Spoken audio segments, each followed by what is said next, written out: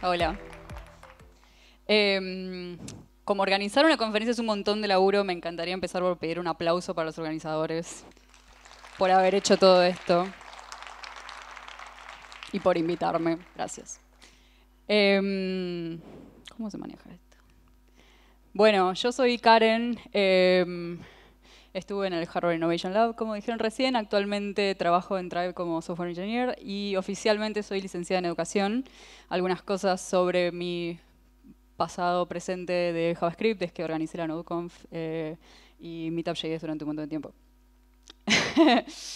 Esta charla va a ser sobre mostrar una investigación que hice para mi trabajo de tesis que usa Machine Learning para reconocer prácticas educativas. Ahora vamos a pasar a eso. Los pasos que se siguen en general en un proyecto, o sea que además de que mi objetivo es contarles mi investigación, que me imagino que les interesa, pero hasta ahí, la idea también es que se lleven una idea de cuáles son los pasos que en general se toman en un proyecto de este tipo, por si ustedes quieren hacer uno. Ese es el último punto, para que cualquiera pueda hacer un experimento. ¿Puedo empezar por preguntarles si alguna vez alguno hizo algún proyecto de Machine Learning? Ok, algunos. De los que hicieron fue productivo, tipo para su laburo, ¿alguno? Muy poquitos. Ok. Em, en síntesis, lo que voy a mostrar es qué fue lo que hice, cómo lo hice y recursos para investigar y estudiar si les interesa. En resumen, mi charla va a ser sobre educación y Machine Learning, o como le llama mi novia, Magic Learning.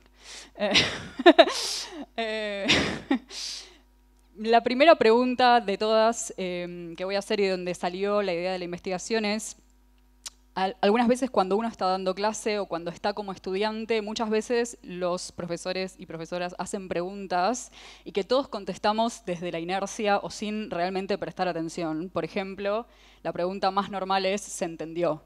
Y todos decimos sí y volvemos a nuestro celular a seguir lo que sea que estábamos haciendo. ¿Y alguno de ustedes da clases o dio clases? ¿Y les pasa esto?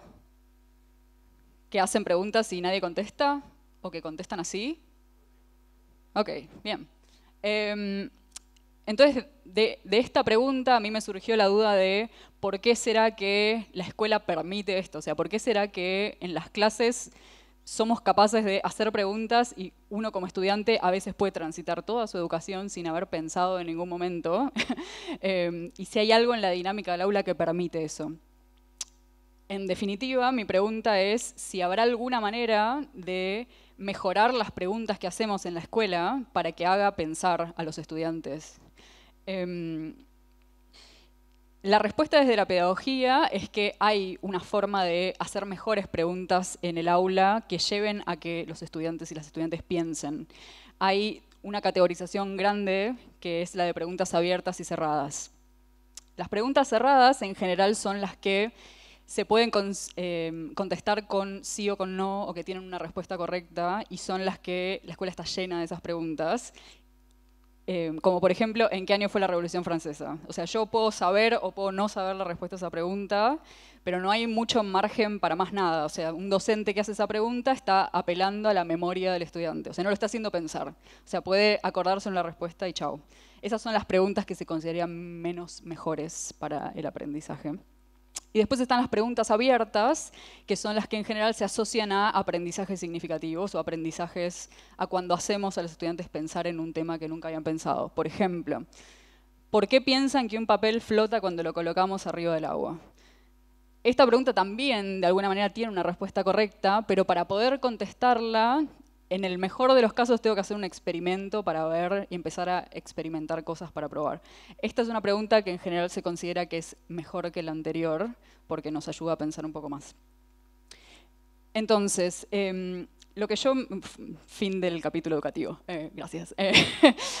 Ahora, el objetivo de la investigación entonces fue reconocer preguntas abiertas y cerradas de las que suceden en el aula, pero como todo ese proceso es un proceso que toma muchísimo tiempo, lo que se hace en la investigación educativa en general es ir a las clases, grabar las clases, transcribirlas, anotar las preguntas, clasificarlas a mano. Todo eso, obviamente, como programadores, programadoras, nos parece un horror, es un horror. Entonces, el objetivo fue cómo podemos hacer esto mismo usando inteligencia artificial. Para quienes no sepan, y muy brevemente, el Machine Learning es una rama de la inteligencia artificial, es la rama que enseña, que hace que las computadoras aprendan a lo largo del tiempo, y el Natural Language Processing es un poco aplicar esos conceptos al análisis del lenguaje, que es lo que yo hice en esta investigación. En mi research de qué herramientas usar para hacer esto, y esto es algo que si a ustedes alguna vez les interesa hacer un proyecto, o sea, este es el slide que a mí me coparía, es por dónde empezar o qué herramientas usar. En un extremo estaban las herramientas en las que uno usa código, tipo esta librería de Python que es la más conocida, y en el otro extremo están las herramientas que usan solamente UI, con diferentes niveles de modificación de lo que nos permiten hacer. Watson fue de las primeras que yo probé porque quería ver si mi dataset servía para algo y está bastante buena. La de Google es la que a mí más me gustó respecto de las cosas que te permiten modificar, y la de Amazon la probé muy por arriba. Y después la de Python, la librería de Python obviamente, que es la que es mucho más interesante, y después les voy a mostrar, les voy a pasar un libro que lo explica para gente que programa pero que no sabe Machine Learning. El primer paso de todo este proceso para mí y para cualquiera, creo, que hace un proyecto de este tipo es juntar la data, y en general, cuando repasaba los slides y pensaba por qué estoy diciendo esto que parece obvio, creo que es uno de los puntos más importantes, porque lo que nosotros hacemos cuando desarrollamos un algoritmo de Machine Learning es entrenar un modelo que después sea capaz de reconocer cosas sin que nosotros explícitamente le hayamos dicho cómo hacerlo. Y para hacer eso, obviamente lo que tenemos que hacer es mostrarle un montón de ejemplos al algoritmo para que después sea capaz de reconocerlos. Y una de las cosas que suelen suceder es que cuando hacemos este tipo de modelos, usamos los datasets que están en Internet y que en general están en inglés. Y lo que nos puede pasar como argentinos o latinoamericanos es que usar datasets en inglés un poco en algún momento nos va a colocar en desventaja de qué tan buenos van a ser los algoritmos para reconocer cosas muy propias de nuestro lenguaje. Entonces, el primer paso para mí fue juntar data nueva que no existía en Internet, para lo que escuché unas 200 clases de 8 países de América Latina. Cuando presenté esto la semana pasada en otro lugar me dijeron, vos y un equipo escucharon, y yo dije, exacto, sí. O sea, yo sola escuché las 200 clases. Lo que me permitió esto fue tener un conjunto súper amplio en cuanto al lenguaje de los tipos de preguntas que hacen los docentes en diferentes aulas. Y también me sirvió para probar qué tan buenos eran los algoritmos para reconocer el español, que la respuesta es que no son muy buenos. El siguiente paso fue la clasificación de la data. Otro nombre de esto es el labeling. Una vez escuché a un señor muy sabio decir que el 90% de los problemas de Machine Learning se resuelven con labeling, que básicamente es ponerle una etiqueta a nuestros datos. Eso no se entiende nada si uno no sabe de lo que estoy hablando, entonces voy a mostrar ejemplos. Yo tenía una lista de preguntas, como estas, por ejemplo, estas son de una clase de matemática. ¿Cuántas aristas tenemos acá? Era la pregunta. Y el labeling en este caso sería poner una categoría. Yo sé que esta es una pregunta cerrada, por ejemplo. Y yo tuve que hacer esto con 850 preguntas, aprox en este caso, para después entrenar a mi modelo. Hay formas más eficientes que usar Excel para hacer esto. Por ejemplo, si uno tuviera un dataset y lo que quiere es limpiarlo y hacerle y hacer cosas copadas, Jupyter es posiblemente la herramienta. Pero en este caso, para la escala que yo tenía, sobre todo porque los datos los había recolectado yo, no necesitaba una herramienta de ese tipo. Entonces, con un Excel es suficiente, que me parece que está bueno saber que uno no necesita tener súper herramientas para arrancar. Esto me dio por resultado más o menos 800 preguntas, de las que 534 eran cerradas, 319 eran abiertas. Lo que hizo, después les voy a mostrar, que el algoritmo obviamente sea mucho mejor para reconocer preguntas cerradas que abiertas, pero eso con el tiempo fue mejorando. El tercer paso, y el paso que siempre sucede, no importa la herramienta que uno use, es entrenar al modelo, que es básicamente tirarle todas estas preguntas, darle mucho tiempo. En el caso de la herramienta que yo decidí usar, eran como 8 horas para que el modelo se entrenara, y después me devolvieron resultado de qué tan bueno es para predecir nuevas preguntas. estoy pensando si lo que estoy diciendo se entiende, así que lo voy a reformular. Cuando uno hace un modelo de Machine Learning, básicamente lo que hace es entrenarlo con un montón de ejemplos. Por ejemplo, si tengo 1000 preguntas, lo entreno con 1000 preguntas, para después cuando yo le muestre la pregunta 1001, aunque nunca antes la haya visto, me pueda, en este caso, predecir la etiqueta. Es como, eso es todo lo que estoy haciendo en este caso. Este es un screenshot de la herramienta que yo usé, que básicamente lo que muestra es que después del entrenamiento número 1.000.000, ya no me acuerdo ni qué número era, fue capaz de predecir con un 82% de seguridad etiquetas nuevas. El último paso es probar al modelo, o sea, ver qué tan eficiente es para reconocer preguntas nuevas. Entonces, creo que esto me lo voy a saltear y después voy a volver.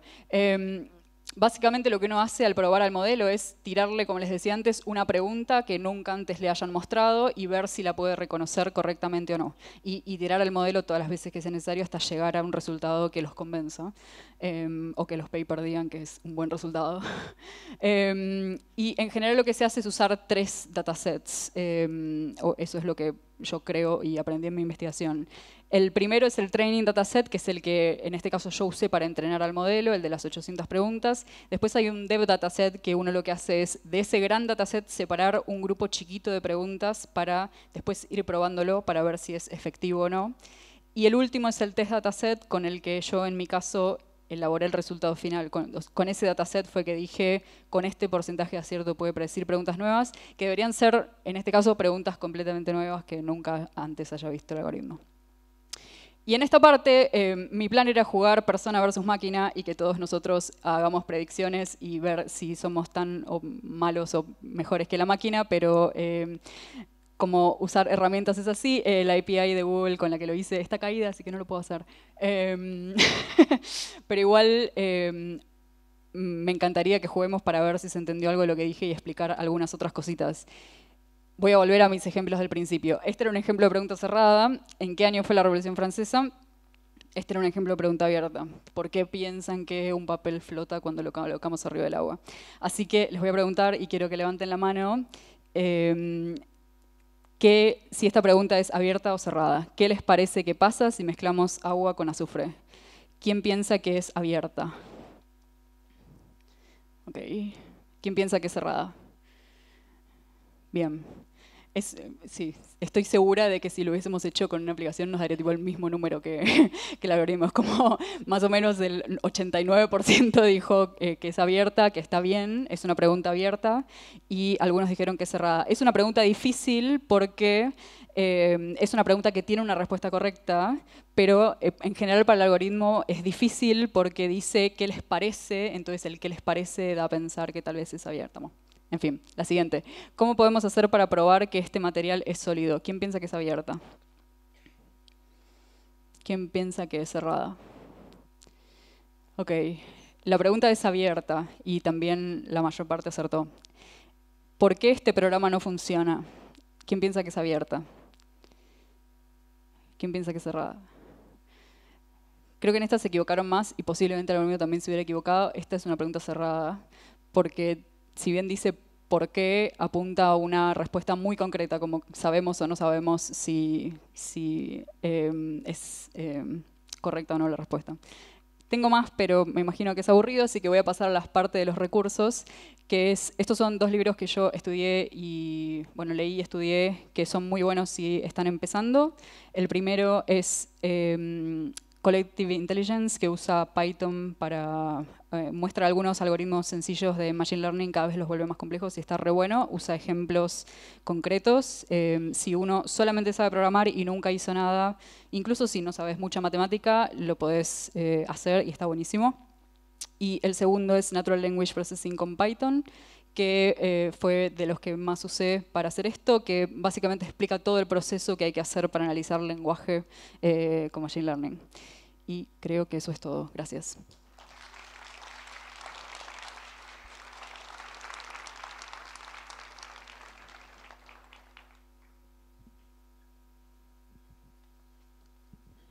¿Alguna pregunta?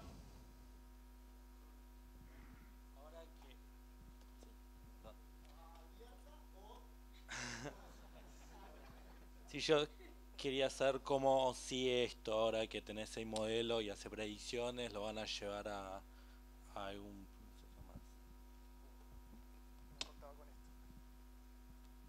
Gracias, de hecho me olvidé hablar de eso.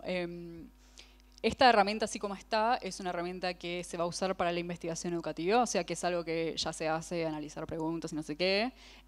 Obviamente que lo más interesante y el próximo paso es llevarlo a las escuelas directamente o que el docente propio pueda evaluar cómo es su clase en base a esto. Hay toda una rama en la educación que estudia, se llama Learning Analytics, que es la mezcla entre Machine Learning y Data Mining y educación, que analiza cómo poner dispositivos o cosas en las aulas para analizar estas cosas. Por ejemplo, hay unos dispositivos muy zarpados que graban las clases y analizan la mirada de los estudiantes para ver dónde están mirando o transcriben automáticamente las clases, identifica cuándo el docente está hablando, cuándo los alumnos contestan. Obvio que esta herramienta para mí se vuelve interesante cuando la pones a hacer algo como eso, donde en tiempo real va analizando clases y te va dando un poco de estadística de cómo está yendo esa clase y que le pueda también servir al docente para mejorar, ¿no? Como si quiere.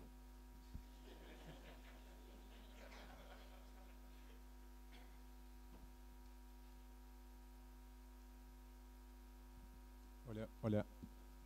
Un poquito creo que ya contestaste, pero te quería consultar cómo es la arquitectura, en resumen, con un poco de abstracción de lo que trabajaste, y si a su vez lo consideraste el tema de escalabilidad y cómo puede esto crecer, digamos, cómo se puede integrar realmente en el aula y si está pensado o simplemente es un concepto, un prototipo.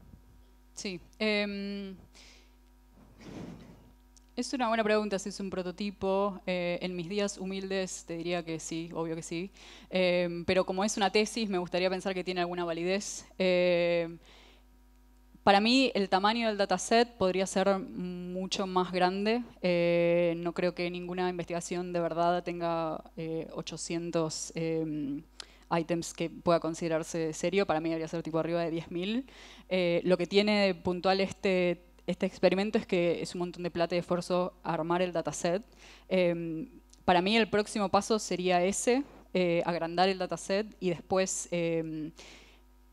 desarrollarlo de una manera que tenga la suficiente flexibilidad como para poder tocar variables y cosas para ir ajustando los resultados. O sea, un detalle que tal vez no es importante, pero por ejemplo, una de las cosas que encontré es que el algoritmo toma en consideración el tema de la pregunta. Por ejemplo, si es de matemáticas o ciencias naturales, y eso realmente no tiene nada que ver. Entonces, poder empezar a jugar un poco más con todas esas variables creo que hace que sea mucho más efectivo. Para mí esos son los dos siguientes pasos. No sé si contesto. Buenas, solamente una consulta. Vi en uno de los slides que mostraste algo del género del docente. ¿Tienes algo que comentar? Tal vez hay algún patrón por ahí. En este tamaño de dataset yo no vi nada representativo que valga la pena decir. Sobre todo, además, porque creo que el 90% eran docentes mujeres, entonces se vuelve, me parece difícil extraer una conclusión de eso. Pero lo agregué al dataset porque me parece que es un dato re importante y que si el dataset crece está bueno tenerlo en cuenta.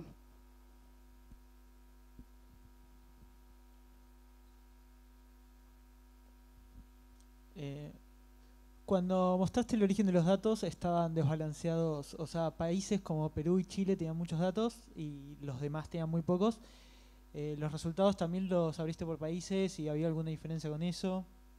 Es un re buen punto. La respuesta es que sí. Hay, o sea, obviamente tiene más efectividad para los países donde había más datos. Eso yo en mi tesis lo noté como que es algo en contra, no debería ser así. Pero lo cierto es que el lenguaje varía un montón de país en país, entonces es algo que pasa. Creo que para mí es uno de los problemas de que el dataset sea tan chico. Pero sí, es una re buena pregunta.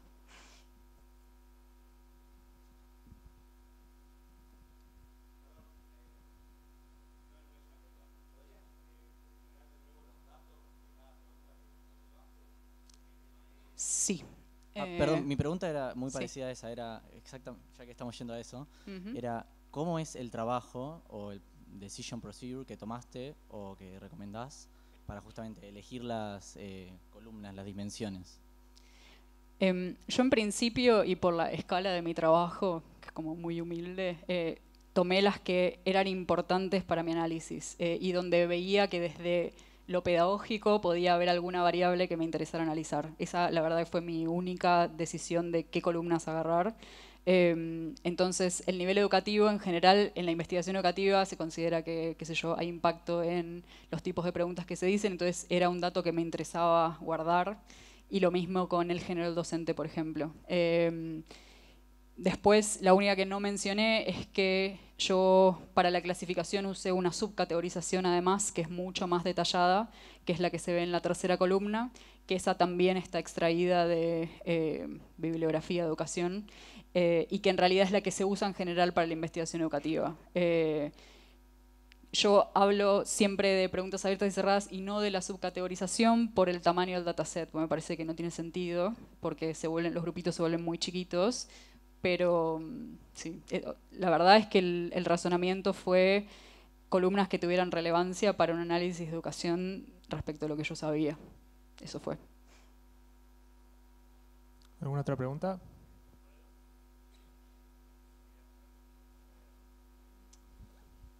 Quería saber qué modelo usaste, o sea, qué forma de entrenar usaste para el modelo, si regresión logística o... Sí, es algo que debería saber de memoria, pero no lo sé. Está anotado en mi tesis, si querés te la puedo pasar.